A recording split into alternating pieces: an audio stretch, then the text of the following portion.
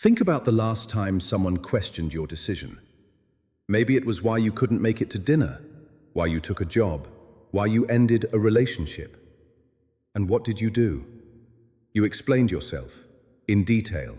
You listed your reasons like a defendant in court, hoping they'd understand, hoping they'd approve.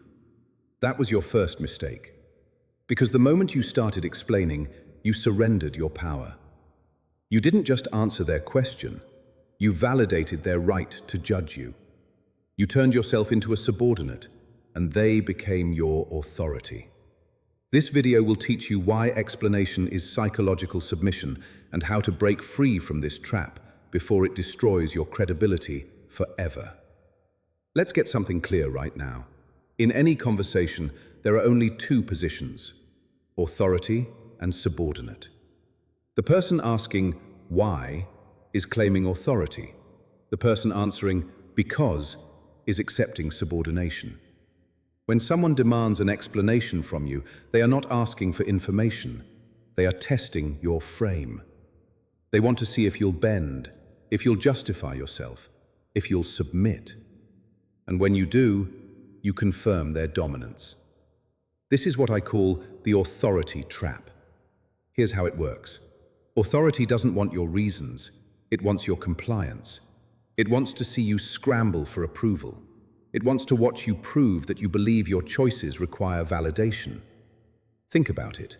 When a king makes a decree, does he explain himself to peasants? When a CEO decides to restructure a company, does she send a heartfelt letter to every employee begging them to understand her perspective? No. Because power doesn't explain itself. When you justify your choices, you give others authority to judge them. You invite them into your decision-making process. You hand them a seat at your table, a table they were never invited to in the first place. And once they're there, they'll pick apart everything you say. The truth is this: people who respect you don't demand explanations. They trust your judgment. They accept your decisions. They move on. Only those who see you as beneath them will interrogate you.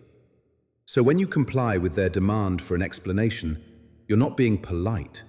You're not being mature or transparent. You're confirming their belief that they have power over you. Now let's talk about why your words are weapons. Specifically, weapons your enemies will use against you.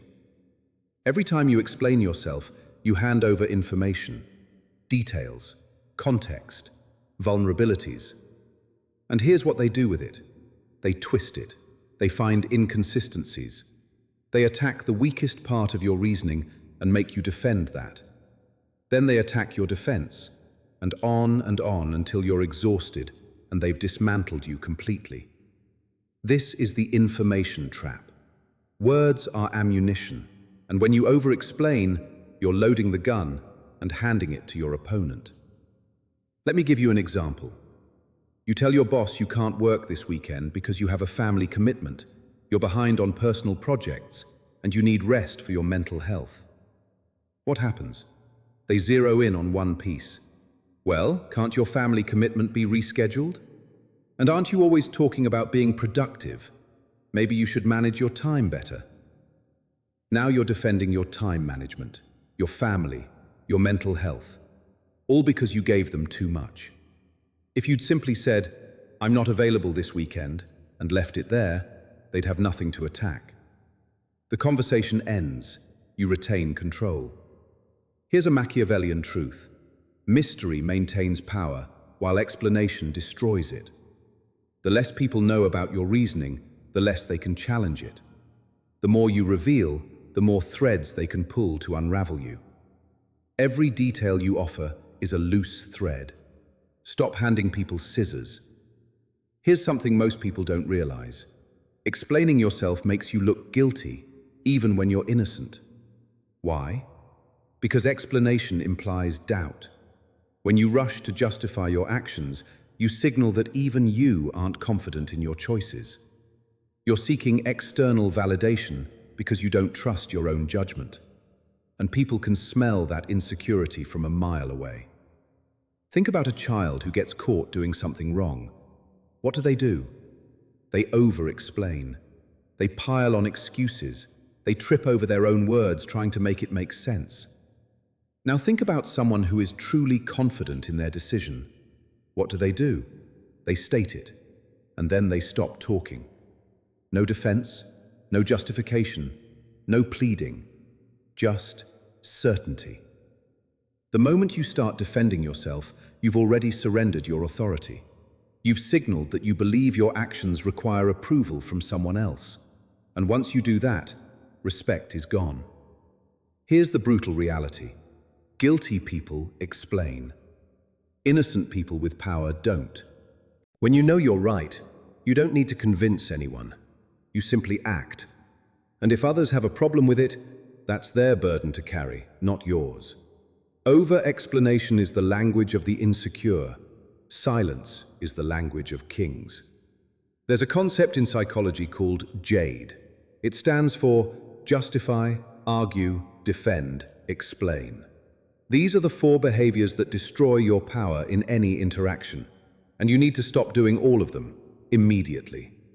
Let's break them down. Justify.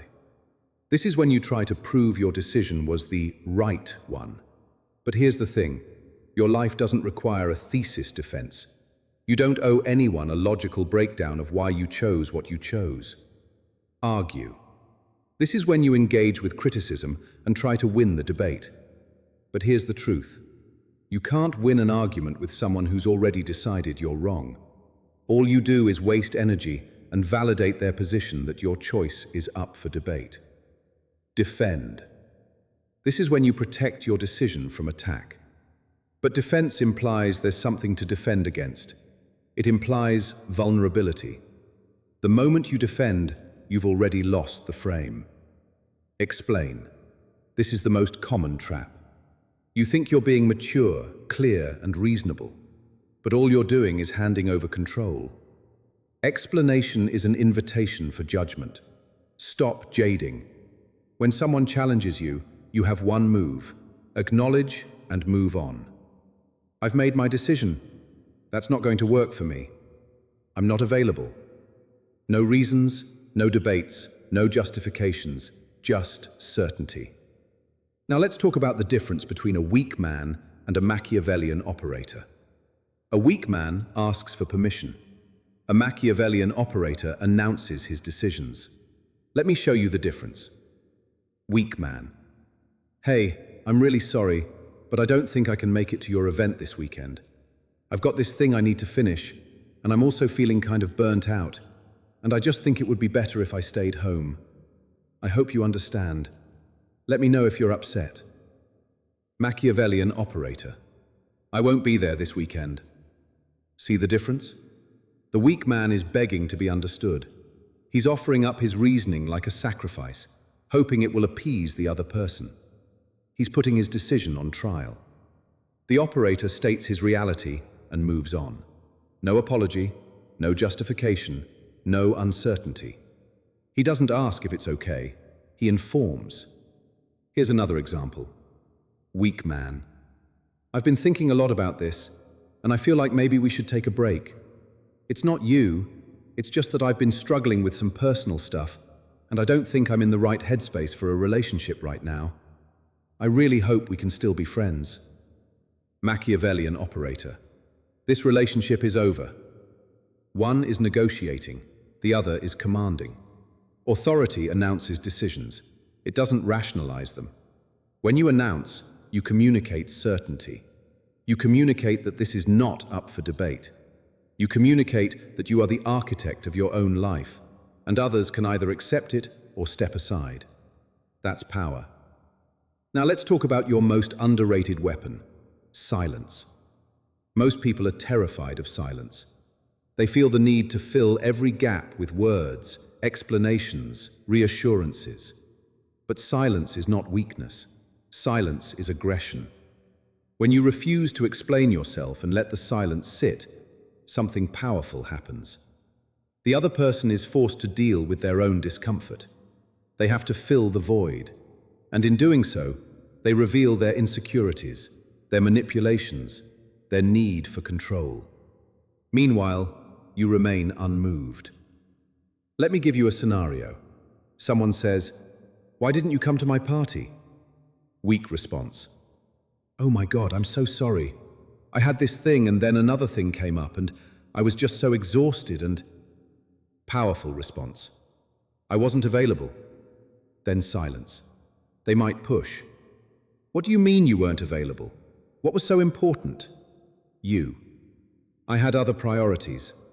Silence again. Now they're the ones scrambling. They're the one feeling awkward. They're the one who looks needy. Silence forces others to confront the fact that you don't owe them anything. And that realization shifts the power dynamic permanently. Machiavelli once wrote, "He who wishes to be obeyed must know how to command."